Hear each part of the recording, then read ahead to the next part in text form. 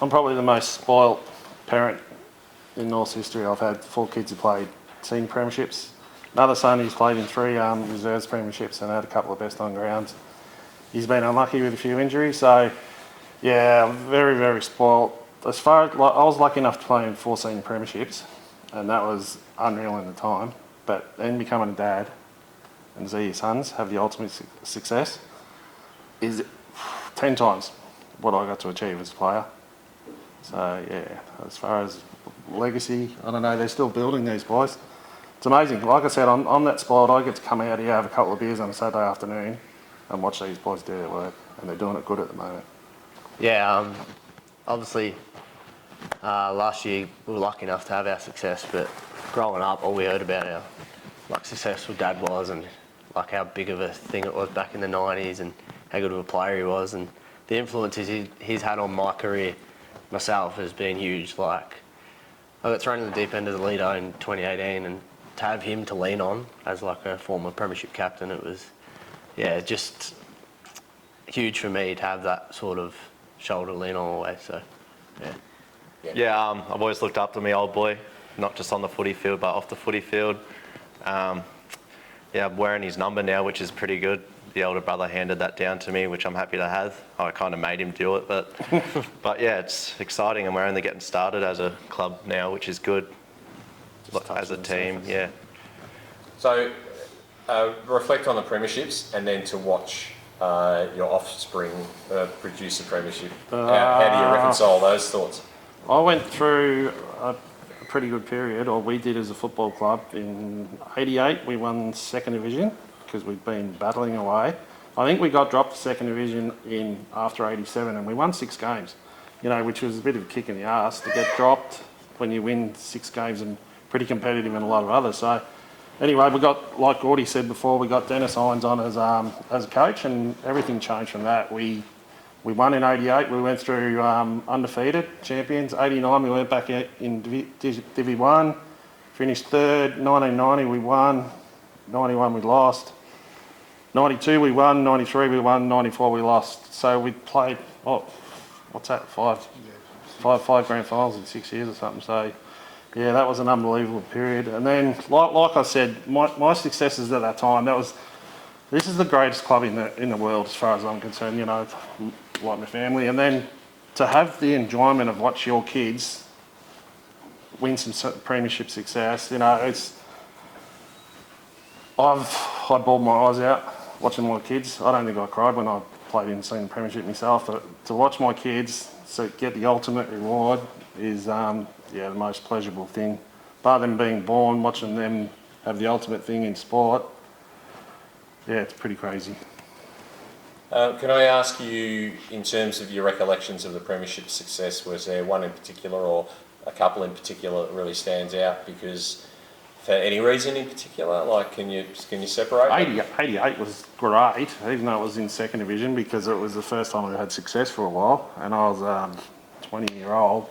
But 90 was great, back up in 1st Division. But then 92, 93, when we beat Corio, were unbelievably good. They had great sides. And 92, we probably should have won the flag that year. But you look back in hindsight, it was probably a blessing. Because when we lost that, it drove most of the boys to say, okay, we're better side than that. So we got better and better, and we won. Then we went back to back, which is hard to do in that area because sides were good and it was tough footy. It was really tough footy. It was enjoyable footy. You have a beer with the opposition after the game, but they wanted to belt shit out of you on the ground. Yeah, that was some great memories. But they were all special in their own ways.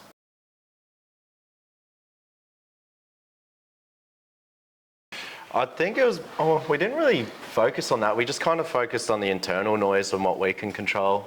We obviously know how big of the history in this club is and how much it would mean to so many of the supporters that were watching, but not just them, like us, from going through what we went through the past 3 or 4 years was pretty tough, like struggle to get a side together and whatnot, and to turn it around just like that, it's pretty special. More special for the supporters, I reckon, than us, which means a lot to us players.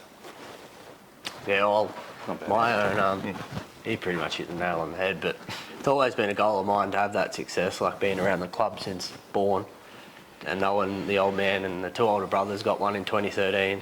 Since 2013, watching the brothers have that success and sort of get a taste of it, like as a supporter, as a young kid, always had that like drive to get there. And like Chook touched on, we struggled for a few years, and could have been easy to walk away. Or I remember I nearly went with Chook when he went to the Seagulls. So to stay and go through those tough times and then get the success, it was, yeah, unreal. Peter Riccardi has been absolutely outstanding. When we won one game in 23, one game. I think it was the last game of the year. We won one game. Against Pete Croatia. come in, change the standard. I'm a pretty astute footballer. I love watching footy and watch how things go. He taught the boys to defend for about 8 weeks. And we weren't getting results or anything, but myself, I could see the difference straight away. Second half of that year, we were probably the best side in the competition, because then you had your mix of offence in with your defence, which the boys had nailed pretty good. And then we started to play a bit of footy on the back of that, set up the ground really well. Missed finals by, one goal, 0.5% or something, which, like I said, with me winning back-to-back in 92, 93, was the catalyst missing out to drive. They started in October last year, under Rico's guidance, and Keegan Carr. Don't forget about Keegan. Keegan's been outstanding with his role as well. Hence, we picked up some nice players, some really good recruits, topped up our list nicely. And on the back of Rico and Keegan's setups, the boys, let's not forget about, they're the main pawns in the whole competition, in the whole thing of this. They're outstanding. They listen, they learn, they care. They don't worry about personal accolades anymore. They're more determined to see their teammate be better, get better, help them have success rather than individual success. So that's main team ethic is outstanding. That's what Rico and Keegan have created. The boys followed up really well. Yeah. I think not even on the field side of things as well, like off the field he's helped massively. Like me personally, in the first year he was here, I had a few head knocks and I wasn't doing it that great mentally with it, and I was going to pull the pin on football. And he come to my house, had a coffee with me and like talked me through some stuff and all that. He's like, have all the time you need and all that stuff. And he's done it with a few boys. So you can see the care that he has for us, and it just shows like we care so much back. So we put in the time that he puts in for us, which is good. That's the one thing I'll take most away from having Rico as a coach, is that relationship side of it. Yeah, he knows when to be hard and give us a kick in the arse, but yeah, like Chook said, the outside stuff that makes like his care for you, you want to like go to war for him on a Saturday. Yeah, absolutely.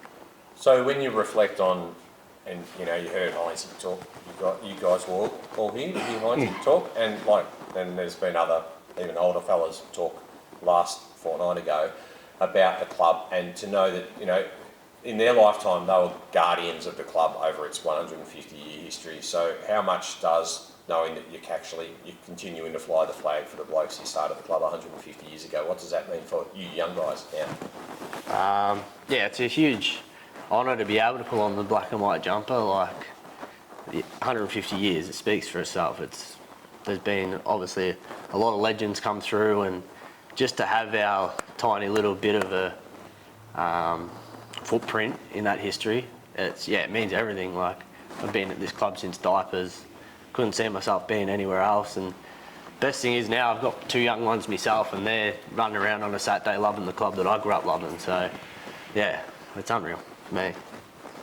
Yeah, 150 years is huge. Obviously, winning that premiership last year, we'll have that little scratch or little dent in the armour, should I say, and we just want to keep building to that. Like our team can do anything in the next 5 years if we all stick together. It's pretty exciting to see where we're at. Like we can create our own history and be part of this massive history. Good responses, guys. Yeah. Just on one thing, Scott, I asked Derek before. Yep.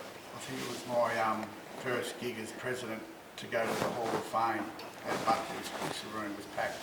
Very nervous I was. What did that mean to you, being a part of the Hall of Fame from the history? Geez, I remember that out at Buckley's. That was a huge day, and I'd heard rumours that I was going to be inducted, and I was pretty nervous about the whole scenario because it was such a big day and thing for the club, and to be inducted.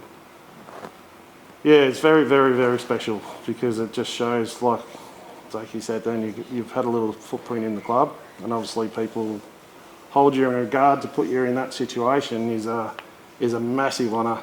And football is all about teams, and you know, my premierships are my favourite part of being involved. But to have that little honour as an individual is something that, yeah, will be here forever.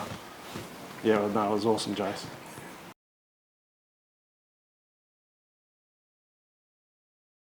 What's he for me, fellow redhead?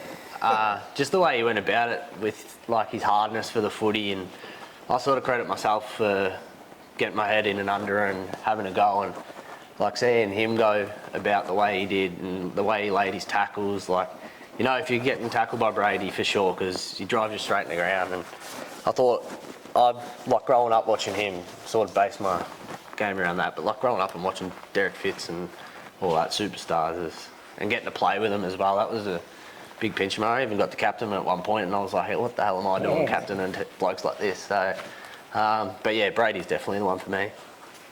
It's hard to go by Desi, I guess, winning 7 BNFs and what he done for the club and the team out there. Like, he was ridiculous watching.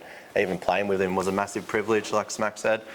And me older brother, Yugi, Brent Schwennesen. I used to play under his number, 20, just because he's my brother and I love the way he went about it. He was just a team player. He didn't worry about any stats or anything like that. He just done his role, which is what you need in a team, obviously.